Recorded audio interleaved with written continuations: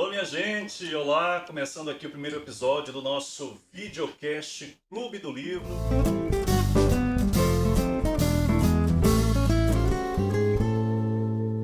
Um espaço para que a gente possa debater, refletir, discutir temas relacionados à literatura, sobretudo a baiana, vasta, riquíssima, diversa, né? E, para começar, tenho aqui a honra de receber esses convidados, essas convidadas, né? Autoras, roteirista, ilustrador, enfim, ó, uma representação do que nós somos, do quão diversos nós somos em termos de literatura, também em termos de literatura. Quero começar então rapidamente aqui com um brevíssimo, né, currículo dos meus convidados, brevíssimo mesmo. Inicio com ela, professora, mestra, doutora, empresária, palestrante, idealizadora, sócia e consultora pedagógica da Escola Afro-Brasileira Maria Filipa, autora de, entre outros livros, Descolonizando Saberes, Mulheres Negras na Ciência e Como Ser um Educador Antirracista. Influenciadora nas redes sociais, ela bomba um perfil, uma intelectual diferentona, Bárbara Carini. Salve, salve, minha Salve. gente. Coisa boa estar aqui, viu? Bom, E estreando esse quadro tão necessário. temos também ela, escritora de livros para as infâncias, com mais de 20 títulos publicados, dentre eles o best-seller A Menina da Cabeça Quadrada e Doçura, duas obras que receberam selos de distinção e de altamente recomendáveis. Sócia também da editora Tibi, compartilha dicas de livros infantis num perfil no Instagram, @mãequelê. Emília Nunes. Muito obrigada, Ricardo. Um prazer. Bem-vindo. Temos também ele que é roteirista, ilustrador e pesquisador. Graduado em arquitetura, tem se dedicado a expressar a relação entre arte e cultura e mitos do Brasil, de África e da América Latina. Publicou Conto dos Orixás, livro de quadrinhos, inspirado nas histórias da cultura iorubá e afro-brasileira, e também é autor do novo volume da série O Rei do Fogo, Hugo Canuto. É um prazer estar com você, Ricardo, com a professora Bárbara, com a Emília, a escritora e também amiga. E vamos abrir caminhos com esse programa de hoje, não é verdade? Bom, eu queria começar essa conversa conhecendo um pouco mais a respeito das escritoras e do roteirista que tenho aqui como convidados. Quem são vocês? Quais são os seus campos de interesse? Qual é o programa artístico de vocês? O que é que vai para a escrita de vocês em termos de universo de interesse? Perfeito. Eu sou professora, né? O Hugo já anunciou aqui. Você também previamente na apresentação. Então eu venho do universo da educação. E tudo que tem a ver com socialização de conhecimento e formação de educadores e educadoras para uma perspectiva educacional emancipatória para a juventude, para as crianças, para as pessoas de modo muito geral, né? Eu acho que professor é um sujeito que ele é fanático, né, pela socialização do conhecimento, pelo desenvolvimento humano em todas as suas instâncias, né? Então a gente está sempre, a gente é o palestrinha da cena sempre, né? Sempre a gente está dando uma aula, numa roda de conversa, a gente está em um samba, a gente está em algum momento que a gente, não que a gente busque a oportunidade, mas quando ela aparece, a gente fala, poxa, não vou perder, né? Então vou ajudar as pessoas nesse sentido. Então meus livros vêm muito nesse lugar da educação e principalmente numa perspectiva da educação para a emancipação daqueles que são tidos como os outros, né? Os sujeitos não centrais dentro da ótica do que é o humano. A gente tem, sim, um sujeito universal, que é o homem branco, cis, que representa essa máxima generalização da figura humana, essa estética do humano. Me interessa muito pensar sobre esses outros, né? Então, tenho produção sobre mulheres negras na ciência, produção sobre tecnologias negras ancestrais, produção sobre descolonização de saberes, né? Você trouxe aí um pouco desse marco histórico desse dia, né? Da chegada dessa Biblioteca Nacional a partir de uma perspectiva portuguesa. Mas, assim, quais conhecimentos eram esses tidos como conhecimentos hegemônicos e por que outros não eram? E quem constrói hoje contranarrativas, né? Dessa narrativa hegemônica, eurocêntrica, colonialista, que muitas vezes é o que está presente nos currículos escolares de um modo unilateral e de um modo extremamente centralizado, né? Então, eu escrevo a partir de uma ótica de pluriversalidade. Então, assim, tudo que é mono, na perspectiva cultural, me afasta, não me atrai. Então, monoculturas, para mim, não são atraentes do ponto de vista da educação. É importante ter múltiplas narrativas e nos meus escritos eu reivindico por isso, né? Desde a educação infantil, e aí essa minha escrita se cruza um pouco com a coisa da fundação da escola, da Maria Filipa, e, enfim, de formar gente desde muito cedo, né? Até a formação de professores e professoras, né? Então, são livros de perspectiva educacional, atravessando, cruzando esses múltiplos marcadores emancipatórios da existência humana, né? Do gênero, da raça, da classe, da decolonialidade. Então, é uma escrita imanentemente interseccional. Filha. Filha? Bom, o meu encontro com a literatura para as infâncias se dá lendo com os meus filhos. Lendo nessa troca mesmo ali, lendo com eles, não para eles. Eu senti desde o começo que é uma troca. Quando a gente abre um livro para ler com uma criança, a gente realmente tem um espaço de criação em dupla ali, ou em trio, enfim, em grupo. E eu me apaixonei lendo com eles. Redescobri um universo fantástico, é o universo da literatura para a infância. Acho que como muitas pessoas, tive contato com a literatura para infâncias quando eu era criança, né? Tive essa sorte. E depois reencontro com os meus filhos e me encanto. Me encanto pela diversidade que encontrei, pela beleza que encontrei. E me encanto por essa possibilidade de formação de vínculo, de formação de afeto. E aí as histórias começam a acontecer, né? Dentro ali vão surgindo para mim quando eu escrevo A Menina da Cabeça Quadrada, que trata um assunto muito comum hoje na infância de muitas crianças, que é o uso das telas. Então foi a primeira história que surgiu, veio percebendo ali a infância dos meus filhos, dos meus irmãos, que eu tenho vários irmãos pequenos, da Cecília, que é a personagem principal. Na época eu tinha 7 anos, é minha irmã. Então é muito assim, eu começo muito numa literatura, eu brinco que era a mãe que escrevia mesmo, assim. Eu tenho o projeto Mãe que Lê, mas também tem essa a mãe que pega a caneta ali para escrever, para conversar com a criança, mas também para conversar com as outras famílias.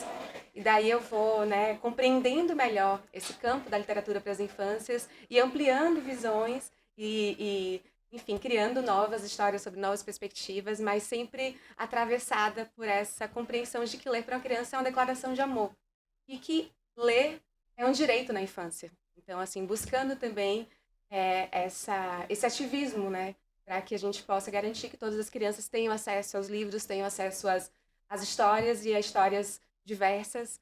Então, é mais ou menos assim que começa a minha trajetória como escritora. Meu caminho começou pelo desenho, pela imagem.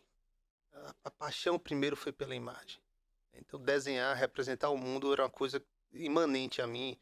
E, felizmente, minha mãe guardou os primeiros rascunhos lá de 2, 3 anos.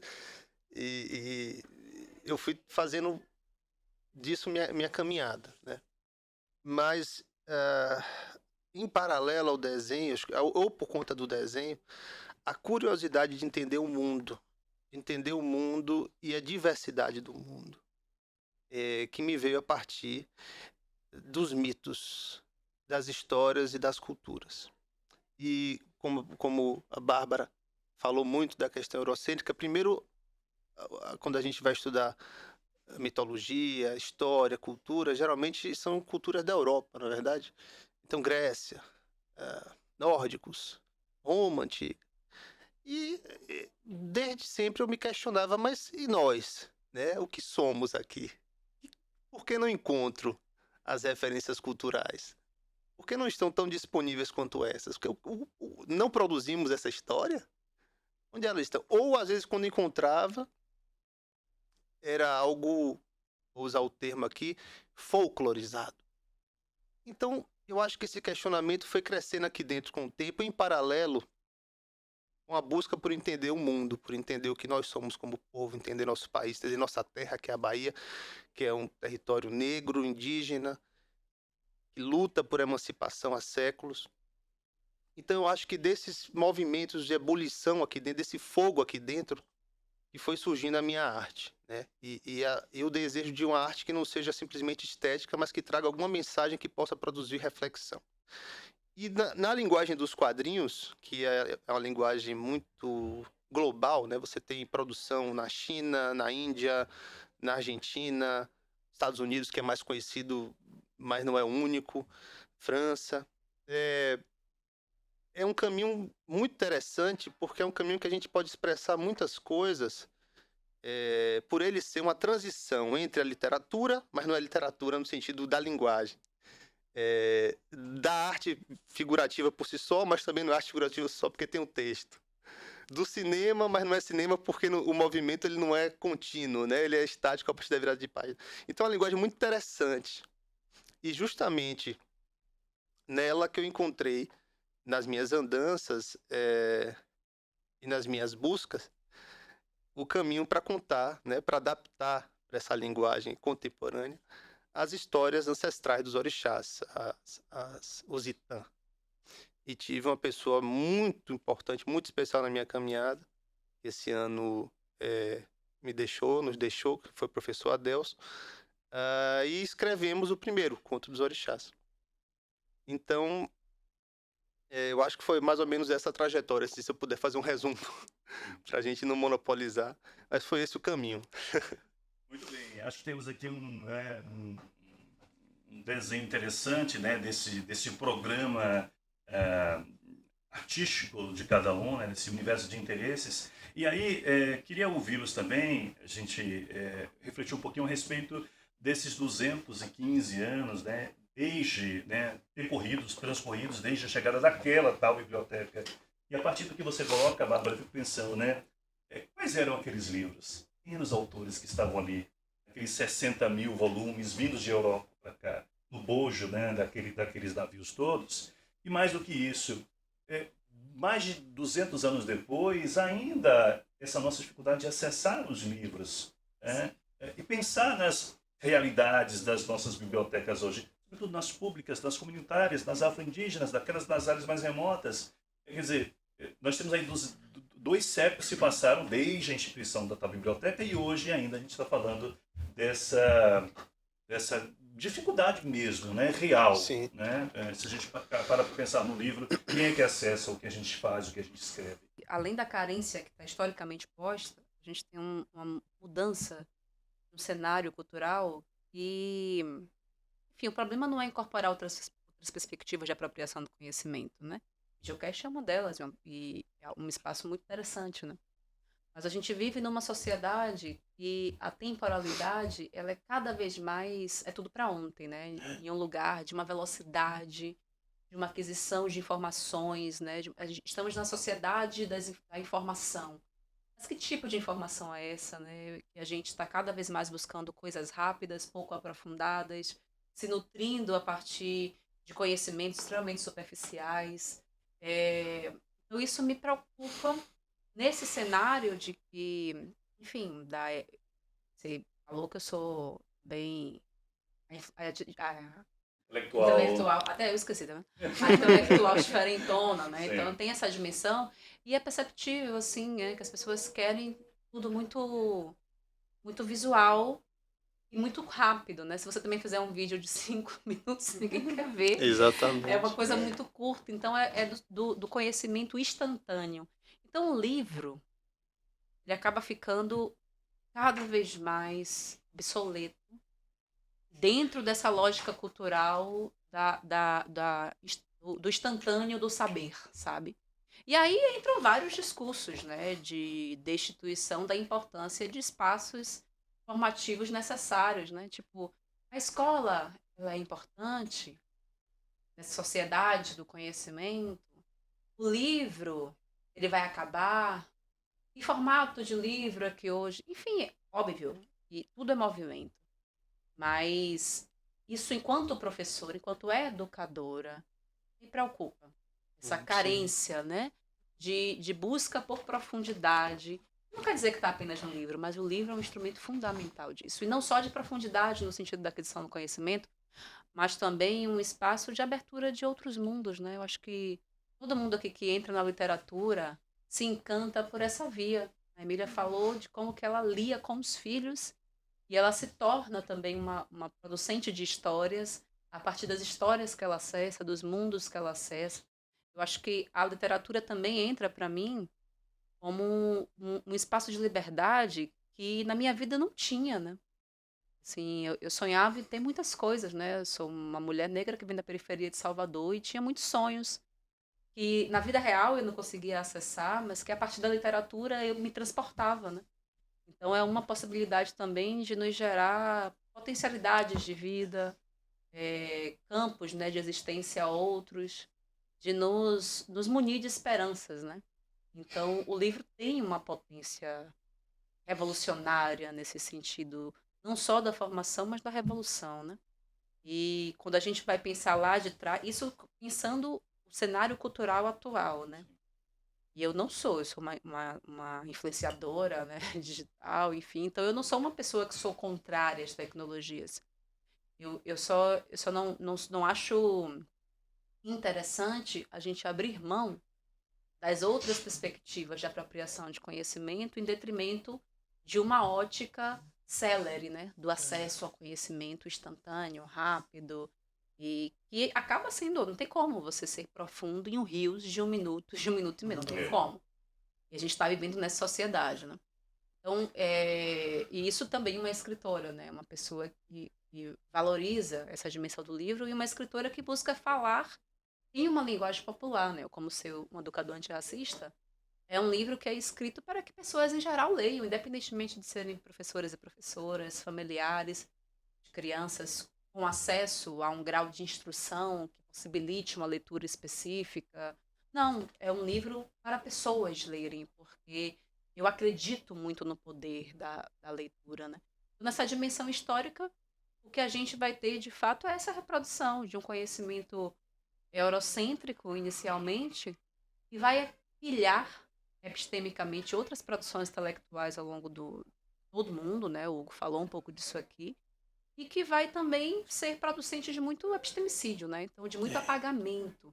E a gente, infelizmente, vive isso até os dias de hoje, quando a gente vai pensar na principal via de acesso à literatura nacional, que é o livro didático. Tipo assim, quando a gente vai pensar na favela, muitas casas, o que tem lá, infelizmente, é apenas o livro didático. E esse livro didático reproduz uma percepção, né, histórica e uma concepção de humanidade fortemente eurocêntrica. Então, a gente tem esse problema que está no plano histórico, que nos alcança ainda hoje, da colonialidade. E a gente tem esse problema contemporâneo, né, das novas constituições culturais de celeridade no processo de apropriação do conhecimento e que coloca cada vez mais esse livro, e esse livro que está sendo a voz do povo, né? Esse livro que a Emília está escrevendo para discutir sobre as questões da tecnologia no acesso à infância, ou a infância no acesso à tecnologia. Nesse livro dos mitos, dos contos, das histórias que não são hegemônicas, né, as histórias contra-hegemônicas de constituição do nosso povo. Nesse livro que trata de ciência africana, que trata de perspectivas contrárias àquilo que está girando aí na roda da história há muito tempo, né? Então, se já não há espaço para o livro como um todo, você imagina para esse livro que não está em um lugar de poder, né? Então, por isso que um espaço como esse e discutir, visibilizar, né, literaturas e literaturas baianas, que eu acho que é um ponto também que a gente precisa Sim. discutir nesse dia de hoje, é muito importante, né, para a gente refletir sobre que perspectiva humanitária a gente está querendo construir, até porque, também, como o Hugo falou, sem querer monopolizar a fala, isso tem a ver também, Ricardo, com o desenvolvimento dos instrumentos do pensamento. E a literatura tem esse papel de nos humanizar, seja pelo o que a gente acessa estritamente no livro, ou seja pelo modo de acesso literário que é diferente. A decodificação de signos, requer uma atenção voluntária, isso é um desenvolvimento humano, requer uma perspectiva, né, de foco, de leitura também holística, ou seja, dialética, de entender aquele episódio, mas colocá-lo no contexto mais geral do livro. Requer uma série de funções psíquicas que são desenvolvidas a partir de um processo de leitura. E que sociedade é essa que a gente está formando que não lê? Eu li recentemente o livro de Bárbara, né? Como ser educador antirracista. E também tenho o História Pretinha das Coisas, né? Que conta a história de Ori. Inclusive, Sim. coloquei na mochila do meu filho recentemente, porque a escola pedia contribuições africanas para nossa cultura e muitas pesquisas ali de contribuições importantes, mas que sempre caem naquele mesmo lugar comum. Ah, o acarajé, o Sim. samba. Aí eu mandei na mochila e falei, professora, lê esse livro com as crianças, sabe? E a professora depois colocou uma mensagem, né, tipo, agradecendo a indicação do livro. Então, assim, lendo Como Ser Educador Antirracista e vendo também e vendo a trajetória da Maria Filipa, né, da Escola Maria Filipa na internet, né, que eu acompanho desde o iniciozinho ali. E, por exemplo, recentemente eu vi Marcos Cagé lá na escola contando história. Então, assim, tem toda uma preocupação, né, que o discurso de Bárbara trouxe muito importante, realmente, porque é um país que não lê, né? E quem são as pessoas que não leem nesse país? Por outro lado, eu vejo com muita esperança iniciativas que estão acontecendo, especialmente na infância, na primeira infância. Vejo que as políticas públicas são fundamentais. Sem política pública a gente não avança, né, para um país leitor.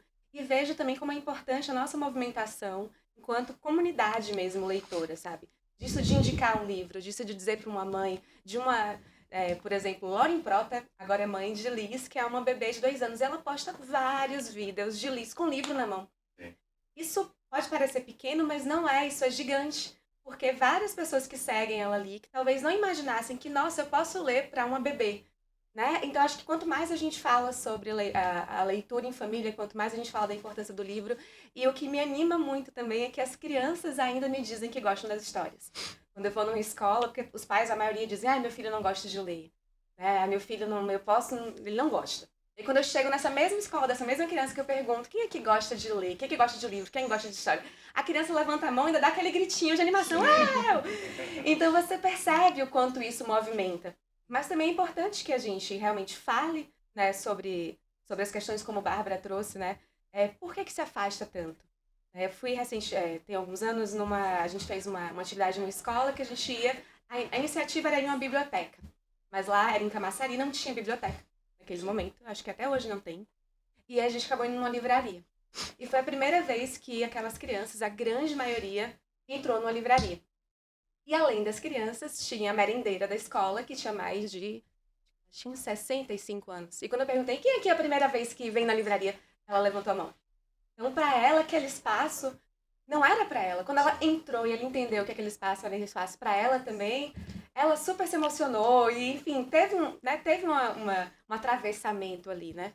E eu acredito que são as ações que a gente faz agora sem política pública para leitura, não tem formação de país leitor. E sem iniciativa também dos pais e mães e das famílias e dos professores e das escolas, também não. Então é algo conjunto mesmo que a gente tem que trabalhar. E a importância das bibliotecas. Porque a biblioteca é um equipamento público, né? Um equipamento que... Agora, como a gente leva as crianças para a biblioteca? Como a gente mostra para os pais que, olha, aqui mesmo a gente tem bibliotecas incríveis. A gente tem a Biblioteca Central, que tem um projeto lindo para as infâncias. A gente tem a Monteiro Lobato, que tem um projeto lindo para as infâncias também. Tem várias bibliotecas que, enfim, ainda não estão sendo tão frequentadas quanto podem, mas eu acho que a gente vai, né? Cada um plantando a sua sementinha, fazendo lançamento, fazendo trabalho, né? Contando história. E aos poucos você vai aproximando essa criança, né? Da leitura. Aqui na ilha de Taparica, Sim, Foi linda. lindíssima. Lindíssima. Estive lá mês passado, linda. Campanha das Bonecas Pretas, Sim, né, numa lindíssima. batalha de Sol Alves. A Anísia tentando- Teixeira também, que A inaugurou, Anísia que tá a Teixeira coisa mais também. linda, tá lindíssima. Eu vou contar uma história pra vocês. Eu tava num evento, muitos anos atrás, e a gente vendendo quadrinho, né? Eu ainda sou autor independente, então meu rolê é muito de financiamento até venda. A gente corre atrás, a gente faz, a gente carrega a caixa. E chegou uma moça e disse assim, olha, a minha mãe, ela é empregada doméstica, a minha mãe nunca leu um livro na vida. Quando a minha mãe viu na televisão seu livro, ela disse, filha, vem cá, compra pra mim, vai lá e compra pra mim esse livro, esse quadrinho dos orixás. E eu entendi uma coisa muito simples. Ela não lia porque não escreviam pra ela. E a gente tem que escrever para as pessoas que leem, para o povo. Não pode ficar restrito apenas a determinados temas, determinadas bolhas. Principalmente as histórias em quadrinhos. Eu acho que a gente, trazendo um pouco dos quadrinhos, é parte do meu trabalho, do Anderson Chon, Daniel, Rafael Calça, Marcelo de Salete. né, vários artistas nordestinos, do norte, artistas negros, LGBTQIA+, indígenas. De 10 anos para cá surgiu uma geração de artistas que estão trazendo histórias que comunicam com a sociedade de uma maneira mais profunda. Mas pegando a deixa de vocês, eu acho que trazendo para Salvador, eu lembro que há muitos anos atrás eu tentei mapear livrarias para poder vender e tudo. Quer dizer, você não vê na cidade como um todo, é um grande apagão de acesso. Eu conversei até alguns anos com uma amiga minha que era vereadora para tentar criar uma lei de incentivo, que se instalasse os equipamentos com isenção de imposto, porque sem isso não adianta, quer dizer, ninguém vai pegar um metrô 2, 3 quilômetros para ir numa livraria no shopping, né? Ninguém vai fazer isso, tem que estar perto, tem que estar a 500 metros do bairro, a 100 metros, tem que estar na escola.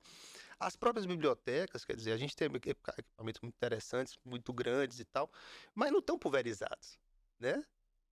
A gente precisa de uma grande biblioteca imensa em Cajazeiras, uma imensa no subúrbio ferroviário, outra ali em Patamares também, quer dizer, tem que irrigar, como a Emília falou, o investimento público, o acesso das pessoas tem que ser mais próximo, né, da vida. Não dá para a gente continuar restringindo os equipamentos culturais do ponto de vista urbanístico, né? Aí vem o arquiteto, né, que tem esse olhar urbanístico de que a cidade tem que ser democrática. E quando a gente fala disso, a circulação, o acesso à cultura fazem parte do contexto da democracia, né? Os equipamentos culturais têm que estar próximos dos bairros, das comunidades também, né? Não dá para ficar só nos mesmos lugares. Então, acho que esse é um fator muito importante para a gente conseguir construir esse público leitor. Porque a gente quer acessar. Exato. Eu recordo que na minha infância, tinha lá no meu bairro, né, que é a Festa Grande do Retiro, onde eu nasci e me criei, tinha a Empresa Gráfica da Bahia, e eles tinham uma biblioteca que era aberta ao público local. A gente fazia muita pesquisa lá. A gente frequentava, enfim, na minha adolescência já esse serviço já não era mais prestado, já não tinha mais. Mas eu recordo de constantemente a gente ir até lá fazer as pesquisas, né? Antigamente, acho que a gente é meio que da mesma geração. Sim. Tinha aquelas pesquisas da folha do pautado, que a gente tinha que, né, que colava a imagem da pessoa e escrevia sobre a vida daquela pessoa e etc. E esses espaços eram espaços importantes, óbvio. Grande parte dessas personalidades que a gente pesquisava não eram personalidades que a gente se identificava. Sim. Mas a gente estava ali diante de uma cultura do livro. A gente estava ali diante de um outro acesso, que não era o acesso que a gente geralmente tinha na nossa rua.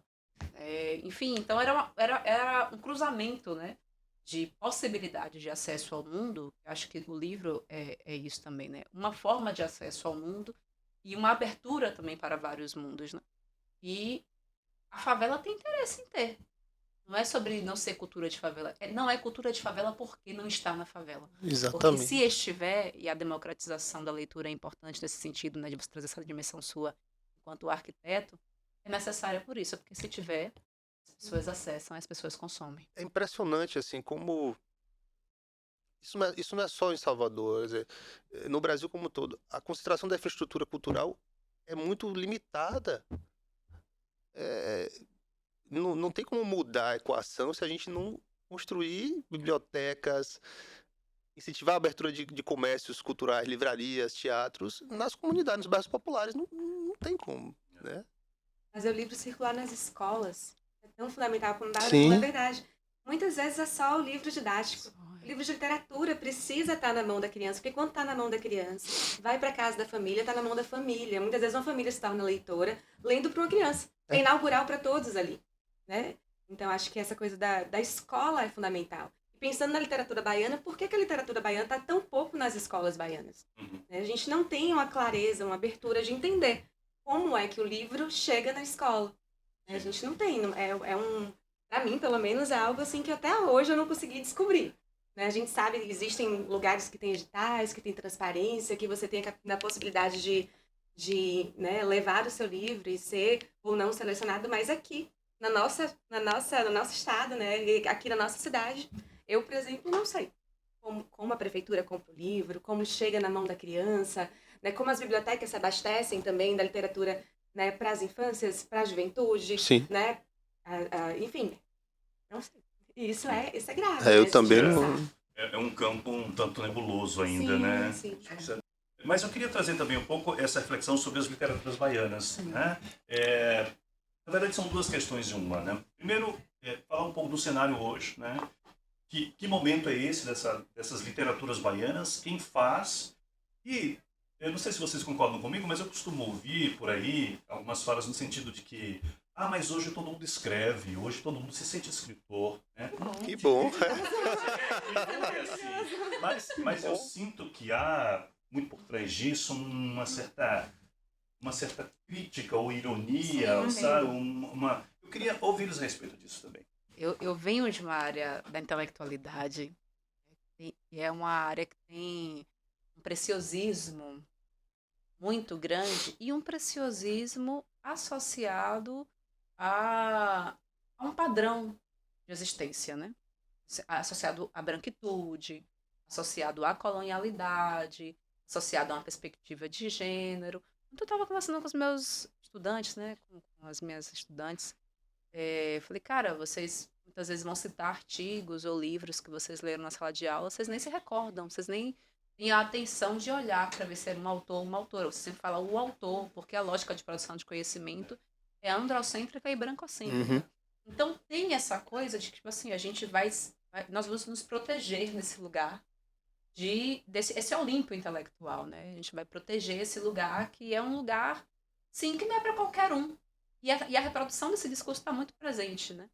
E aí, por que eu trago a academia? Porque é a grande produtora de literatura que a gente vai ter, óbvio, tem as literaturas que não são acadêmicas, as literaturas que estão em outros locais fora da academia. Mas a academia tem esse peso de ser meio que a detentora da intelectualidade, e a intelectualidade é aquilo que a gente distribui nas literaturas, né? E eu penso que tem esse lugar, né, de não vamos negociar esse privilégio que é nosso, e um privilégio que tem muita relação, essa coisa de intelectualidade nossa, tem muita relação com o modelo de humanidade. Isso é o humano, porque a intelectualidade é um atributo do humano, né? A ciência moderna ocidental vai dizer que o ser humano é um animal racional. Então, aqui a gente destituiu de humanidade, é tudo aquilo que não está no sujeito universal, ele não pode ser producente de intelectualidade, ele não pode ser producente de conhecimento, ele não pode escrever, ele não pode pensar acerca do mundo e reproduzir esse pensamento como um pensamento, uma autoridade, né, e que vai ser referência para outras pessoas. Então é um lugar não só de manutenção do seu privilégio, mas de destituição da potência dos outros, né?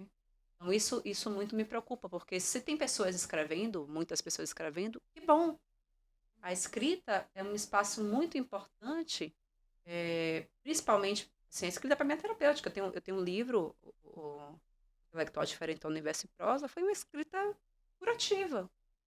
Um livro que eu escrevo, assim, que eu vomito, no sentido mesmo de botar para fora, em 4 meses após a morte do meu irmão por alcoolemia. Então, é um livro de cura. Assim, nos meus processos de entender que a minha existência era possível, era necessária, que eu precisava dar continuidade aos sonhos do meu irmão, uma série de coisas. Aquela escrita me ajuda, né?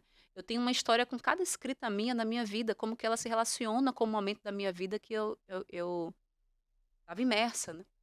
Então, eu acho que a escrita é muito sobre a gente, mas também sobre as pessoas que se identificam com esses momentos, nesses processos, né? Às vezes nem sabe o que você está passando, mas aquilo chega para ela em um lugar que acalenta, que abraça, que acolhe. Então, tem espaço para todo mundo escrever. E tem espaço para todo mundo ser lido. A gente não está querendo criar uma, uma ditadura. Eu acho que é desse lugar que a gente está querendo sair.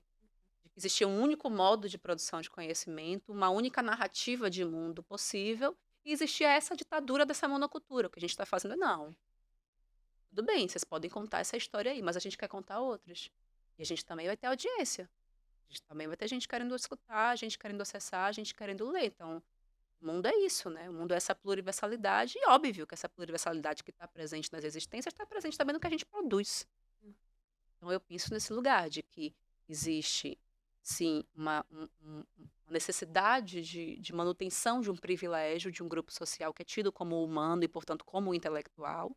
E existe também essa outra dimensão que está articulada com a manutenção do privilégio, que é a dimensão da destituição de potências outras, né? De potência da pessoa negra, da pessoa indígena, da pessoa periférica, de potência da mulher, de potência das pessoas com deficiência, das pessoas trans, das pessoas que não são esse sujeito universal e que têm voz e que, até dentro da ótica do sujeito universal meio progressista, até pouco tempo atrás queria tutelar esses outros. Tipo, são temas importantes, mas deixa que a gente fala. Quem tem a outorga, quem tem o domínio da literatura, do conhecimento, da sistematização de saber, somos nós. Então, deixa eu pegar aqui na sua mãozinha indígena e deixa eu falar por você. Não. A gente quer mostrar que a gente, que a gente pensa igualmente, que a gente produz igualmente, que a gente tem potências igualmente, né? Falando, eu me lembrei de quando eu li o História Preenchendo as Coisas com a minha filha. Minha filha tem 8. Na época ela devia ter, acho que 6 ou 7. E eu tava no Instagram, passando lá, e ela tava perto de mim. Em algum momento passou o Intelectual Diferentona. Eu falei, filha, essa aqui é a autora do livro que a gente leu ontem. Ela, deixa eu ver, mãe. E era bem um dos vídeos que você tava dançando. E ela ficou encantada. Ela falou, mãe, que linda. E aí depois ela falou, ela tem cara de cientista. Porque a referência dela era justamente... É E eu mesmo. falei, e ela é, filha. Ela é uma cientista. Ela é uma intelectual. E ela ficou assim encantada Sim. com, né, esse encontro também com a Incrível. autora. Então, assim, acho que é bacana também a gente pensar o quanto esse espaço, talvez acho que a internet traz também, amplia, né, a possibilidade da gente descobrir que muito mais gente escreve. Né? Porque existe uma diferença entre o escrever e o publicar. E a dificuldade que era publicar, e não que seja fácil publicar, não é mesmo, mas, por exemplo, o Hugo, ele faz a primeira publicação dele É financiamento pelo financiamento coletivo. coletivo. Então, existem, né, outras formas de conseguir transformar, né, o texto em livro e chegar nessas pessoas. Então, talvez pessoas olhem e falem, eu posso escrever também, eu também sou escritor. Eu acho que isso vai abrindo, vai ampliando. Aqui na Bahia, em relação à literatura para infâncias, eu estou, assim, muito, muito feliz e surpresa com o movimento que existe. Né? A gente começou a se juntar, digamos assim, a mapear e se juntar em um grupo. É um grupo de WhatsApp, basicamente. Que todo mundo que tem um livro, né, para infância e que é da Bahia pode entrar. E a gente começou em novembro do ano passado, e eu confesso que eu não imaginava que a gente ia chegar em 50 autores. A gente já rompeu a barreira dos 100. E toda hora a gente descobre uma pessoa Alguém que novo. escreveu, alguém novo que Uma escreveu, maravilha, né? de diversas áreas, de diversos, sabe, perspectivas, enfim, isso é lindo. E a gente começou a tentar fazer um censo entre nós, assim, para entender quem somos, né? Quantas mulheres estão nesse grupo? Qual a idade, né? Qual é, né, a cor? Qual é, enfim, entender a formação, né? De onde que vêm essas histórias que são todas da Bahia, mas que vêm de lugares muito diferentes também. Né? E como a gente vai se apoiando, assim, é interessante que as coisas vão acontecendo, oportunidades vão surgindo, e por estarmos conectados ali, a gente vai também se vendo e se mostrando para a sociedade, para o público. E essa parte da literatura para infâncias, eu sou um pouco otimista, animada, mas assim, eu estou muito feliz por ver que realmente tem muita gente, e tem muita gente produzindo coisa boa. Tem muito livro que está sendo premiado lá fora. Né? Flávia Bonfim, por exemplo, recebeu prêmio em Bolonha, maior, né, festa literária do mundo, né, para infância. Ela foi premiada. A gente tem, assim, muita gente criando coisas muito bacanas. E eu acho que também por ver o outro e falar, nossa, aí um vai se apoiando, vai trazendo referências e vai crescendo, né? Eu acho que existe esse viés aristocrata da cultura, né, que é um ranço. O Brasil tem esse ranço colonial, aristocrata, racista. Mas, por outro lado, tem uma potência de criação que está surgindo aí, que esse negócio não vai durar mais uma geração, não. Não dura mesmo. E aí, a internet faz isso. Ela aproxima o leitor da gente. Desacraliza, que é uma coisa boa, tira aquela coisa do pedestal, como se fosse escrever, fosse uma coisa quase eclesiástica, que vem para você e você vai ali e se manifesta, né? Profissionaliza, cria pessoas cada vez mais, enfim, melhores no ofício, democratiza. E eu acho muito interessante, porque realmente a gente pode falar que tem uma cena hoje literária muito pujante, né? Muito pujante. Eu acho que isso tem que se manter, tem que ter apoio para se manter, para formar. Eu questiono muito assim, a falta de editais para formação de escritores. Para você passar um ano desenvolvendo sua obra, 6 meses. Temos residências artísticas muito boas na Bahia, como o Sacatá. Eu participei alguns anos atrás. Eles dão todo o suporte para você desenvolver um projeto durante um mês, na Ilha de Itaparica. Excelente, nível internacional. E trazendo um pouco para as histórias em quadrinhos, a gente acaba sendo uma área um pouco menor, né? Os quadrinhos são menores no Brasil como um todo, mas também tem acompanhado essas transformações, né? Você vê, por exemplo, obras como Jeremias, do Rafael Calce e Jefferson Costa, que falam sobre racismo nas escolas. Angola Janga, de Marcelo de Salete. Ilustralu, que lançou Arlindo, que é a história de um menino LGBTQIA+, de uma comunidade de pessoas LGBTQIA+. Ishtai, que é uma autora do norte, que é indígena. Então, assim, tem muita coisa. Aqui na Bahia temos o meu trabalho, o do Anderson Sul e Daniel César. Né? Então, acho que assim, a gente vai construindo essa cena, né, junto com a cena literária.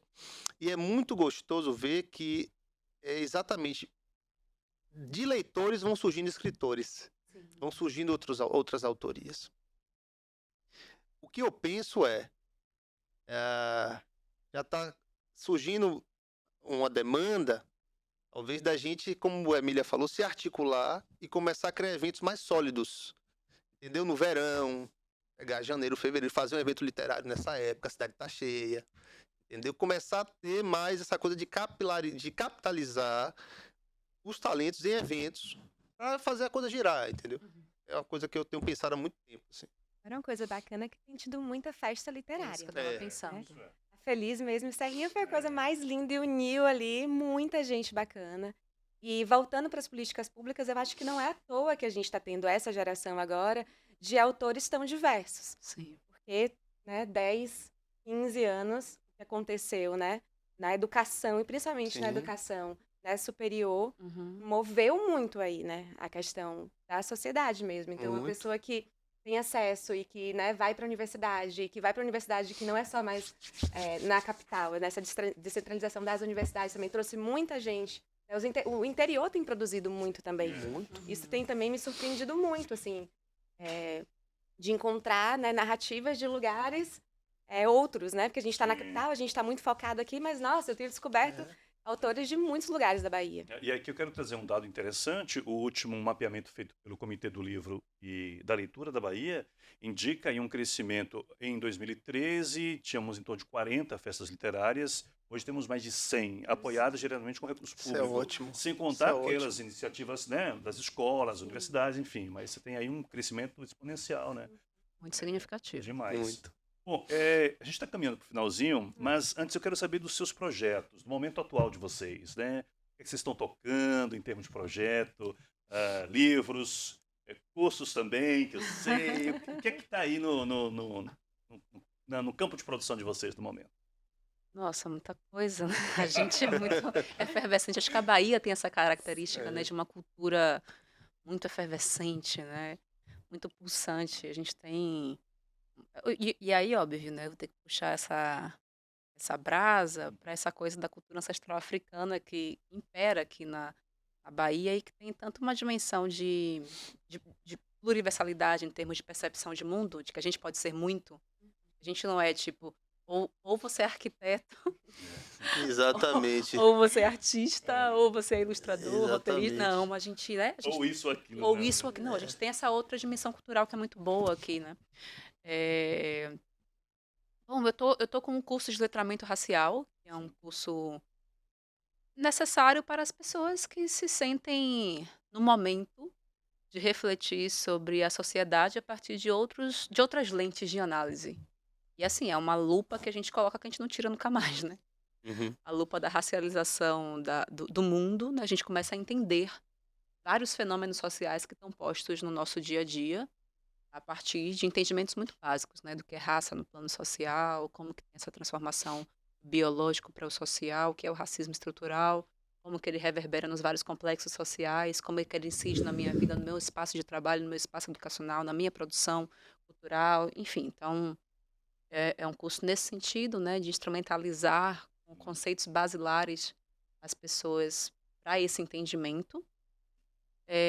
Com um projeto também, né, de expansão da escola, que vai Rio de seguir Janeiro, com agora. sua matriz, né, Sim. com essa mãe, que é a Maria Filipa Salvador, mas com um projeto de expansão para Maria Filipa Rio de Janeiro. E, enfim, as pessoas pediam muito, né, Maria Filipa São Paulo, Rio, etc.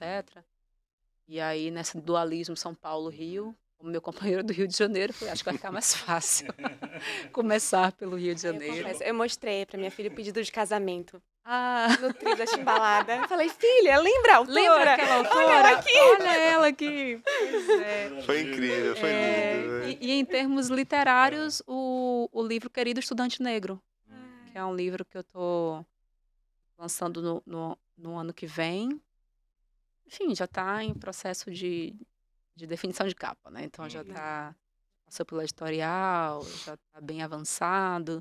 E aí no início do ano que vem a gente vai lançar esse livro, que é um livro de diálogo, né? Diálogo entre dois estudantes negros, uma estudante e um estudante, negros de tez da pele distintas, de contextos de classe distintos, de gêneros distintos, e que por meio de cartas vão trocar as experiências escolares de racismo ao longo da vida e como que eles superaram essas experiências. Então, é isso. Lançamento Maravilha. literário Vamos aí no ano que aguardar vem. aqui ansiosamente. Só uma coisa, o curso de letramento, ele é acessível para todo mundo acessa o curso? Como é que é? Sim, é online. Online. As pessoas podem se inscrever pelo meu Instagram. Na bio tem um link de inscrição. E é isso, ele é acessível não só nesse sentido da facilidade do acesso ao Instagram, mas acessível no sentido da linguagem mesmo, né? Assim, eu sei que é a segunda edição do curso. No último curso tinham pessoas intelectuais, professoras de universidade, mas eu sei que tem pessoas que se inscrevem, enfim, sem formação acadêmica, pessoas, né, que não estão nesse lugar de produção intelectual e que esse conhecimento é tão importante quanto para elas, né? Então é importante pensar esse espectro, né, de pessoas que se colocam ali, de várias frentes profissionais, e a linguagem busca balizar por quem está começando. Então, assim, quem já está lá vai contribuir, vai trazer suas trocas, né? A gente vai conseguir discursar, são pessoas que muitas vezes trazem referências, trazem perguntas mais elaboradas dos seus campos de pesquisa, na hora que a gente tem também esse diálogo, né? Tem um período médio de exposição e um período de troca. Mas, assim, essa exposição é uma exposição dentro de uma linguagem o mais acessível possível para pegar esses múltiplos públicos. Bom, eu tô com 3 livros sendo ilustrados no momento. E pensando neles, assim, acho que são de 3 áreas, assim, um pouco diferentes entre eles. Um é da coleção da Turma da Jaquinha, que é mais esses temas mesmos da infância. São livros que eu acredito que são livros de apoio também para as escolas e para as famílias, para lidarem com as crianças bem pequenas naquelas coisas mais do dia a dia mesmo, desde a mordida na infância, ao desfraude, a alimentação. Esse que está chegando é sobre o irmãozinho da Jaquinha. A Jaquinha vai ser promovida a irmã mais velha. Então é com o Heitor, inclusive, nosso ilustrador maravilhoso. Tem um outro livro que está acontecendo também, que é o Chorar é como Chover, que é um livro que está mais poético. É um livro lindo, ilustrado pelo Lincoln Marinho, que é um ilustrador aqui da Bahia também, que hoje reside em São Paulo e que está, assim, uma coisa muito bonita. É um livro mais poético, é um desafio para mim também, trabalha mais a questão dos sentimentos, é um tema, né, mais sensível. E eu tô com um outro livro sendo ilustrado chamado Capaz, que é um livro que fala sobre anticapacitismo, que está sendo ilustrado pela Paloma, que no Instagram é conhecida como Partes, que é uma mulher lá de São Paulo maravilhosa, é uma cadeirante, uma ativista, e que a gente tem, né, criado muito juntinhas esse livro, que está ficando muito bonito também para trazer, né, o tema, né, da construção de uma escola anticapacitista, pensando o Hugo, que é arquiteto, né, pensando em desenho universal, Sim. pensando nessa perspectiva. NBR 9050. Sim, sim. Então tá ficando bem bonito. Além disso, tem o curso na Doméstica, né? Sim. sobre como criar e publicar um livro para infâncias, que é um curso também bem acessível, todo online, e tem sido bem bacana, tem aluno do mundo inteiro, e eu tenho começado a receber os livros das pessoas que fizeram o curso e que o curso deu um start, ajudou a entender como é que funciona, né? Porque para quem já publica, para quem já está dentro, parece que a gente desaprende como era difícil no começo. verdade. Então, assim, dar uma mão e dizer, olha, é por aqui, tem essa possibilidade, você pode fazer o livro dependente, você pode fazer por uma editora, você pode contratar uma editora para prestar serviço. Então, é um livro que, né, traz um pouco desse panorama geral de criar e publicar um livro para infância. Que maravilha, muita coisa bom. também engatada aí. E você, Canuto? Olha, nós estamos com alguns lançamentos nos próximos meses do novo livro em quadrinhos, né, que é O Rei do Fogo. Estaremos na Comic Con Experience em São Paulo, entre novembro e dezembro. Depois faremos um lançamento lá numa loja de quadrinhos chamada Ugra, perto da Rua Augusta, por ali na Paulista. Teremos provavelmente um evento em Santos e dezembro estou fechando em Salvador. Ainda não tenho como anunciar a data nem lugar, mas provavelmente dezembro vai ser em Salvador. Vamos lançar aqui na Bahia. Que maravilha. Mas aí também alguma coisa em vista de novos livros, enfim, novos projetos de escrita também. Estou com novos projetos. Para ano que vem, provavelmente vou lançar o volume 3 da série, né? Do Conto dos Orixás. E tem mais um que tem alguns anos de gestação, quero ver se sai também. Que é um universo que eu criei há muitos anos, chamado Mairubi, que é um universo de fantasia heróica, de um pouco Senhor dos Anéis ali, mas com elementos que dialogam mais com a realidade do Brasil, da América Latina. É uma viagem visual que eu tenho há muitos anos, quero ver se dessa vez sai. Tomara que saia.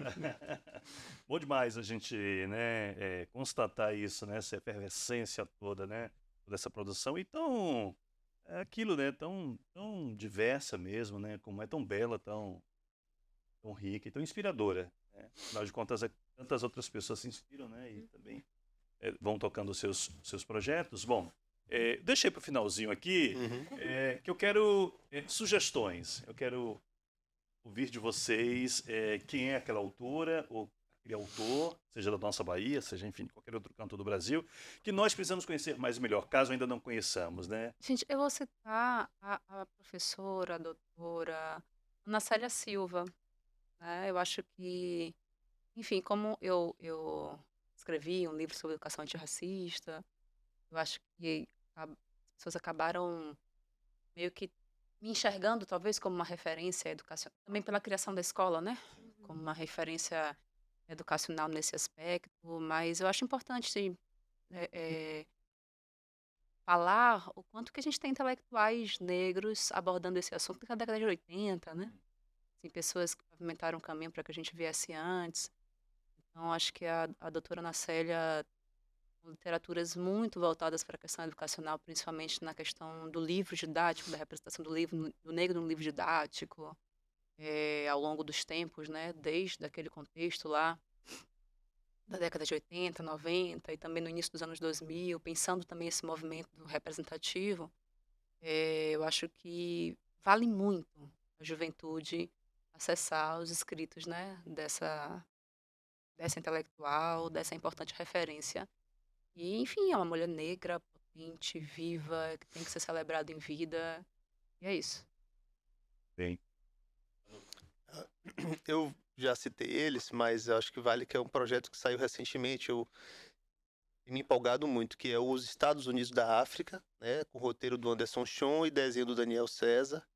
É a história de um super-herói, é o Rei Banto, mas que em vez de combater o crime, bater em vilão, ele usa os poderes para contribuir com a comunidade dele, para influir na política e transformar o continente. Acho que é uma ficção política muito interessante, está saindo agora, meio quadrinho, meio livro, eles brincam com a linguagem e que, assim, traz novidades, sabe? E é muito inteligente, muito sofisticado e desconstrói um pouco o lugar comum do herói, né? Do que a gente imagina que seja o herói quando ele parte para a discussão racial, do epistemicídio, da transformação da sociedade a partir do poder ser usado com responsabilidade. Então é uma obra muito interessante. Legal. e baiana. Maravilhosa. Eu fui no lançamento na Flipelô e comprei o livro. Tô louca para ler, mas o meu filho está lendo, então eu tenho que esperar ele terminar. É um problema bom. É uma coisa É uma bacana. coisa muito boa. Compartilhar livro É, com filhos é muito delícia. Um bom. orgulho. Bom, eu quero indicar, né? Quero recomendar a Ana Fátima Nascimento. A literatura baiana está em festa, porque esse ano nós tivemos a primeira autora baiana para literatura para infâncias, publicada pela Companhia das Letrinhas, que é uma editora muito importante pelo selo Brink Book, e ela publicou Os Dengos na Moringa de Voinha, um livro lindo, lindo, lindo, lindo, lindo. E celebrar também não só esse livro, mas a produção dela como um todo, né, que leva ela para esse destaque, leva ela para ser reconhecida não só na nossa Bahia, mas fora também. Em especial As Tranças de Minha Mãe, que é um livro muito lindo que ela escreve para Maurício Aquim, que é o filho dela, que também é escritor, Uhum. maravilhoso Aquim. E, além disso, a Ana Fátima tem também a Erejinga, que é uma editora baiana, né, que tem foco na publicação de autores e autoras negras e que faz um trabalho muito bonito. Professora, mestre, doutoranda, uma mulher incrível, realmente, assim, sabe, onde eu posso falar da Ana, eu falo porque eu sou muito fã. E, né, só pode ser um, porque teria muita gente, mas a Ana, ela, né, esse é o momento da gente celebrar realmente esse feito dela. E esse livro que é belíssimo, é muito bonito. Que maravilha. Bom, eu quero agradecer a vocês. Foi uma delícia, né? Iniciar essa caminhada com o videocast Clube do Livro em Bahia com vocês, né? Esse é o primeiro episódio, então, começando, né? Responsa, hein? Muito bom, né? Espero que voltem em breve para outras discussões, outras conversas. Quero dizer também que daqui para frente a gente vai trazer outros convidados, enfim, outras temáticas. Vamos ampliar esse debate sobre a nossa literatura, as nossas literaturas. E agradecendo a vocês, agradecer a você que nos acompanha aí também nas várias plataformas do ibaia.com. E encerrar uma frase da nossa eterna e saudosa Mãe Estrela de Oxóssi, que dizia: sigamos em frente com afeto, com coragem.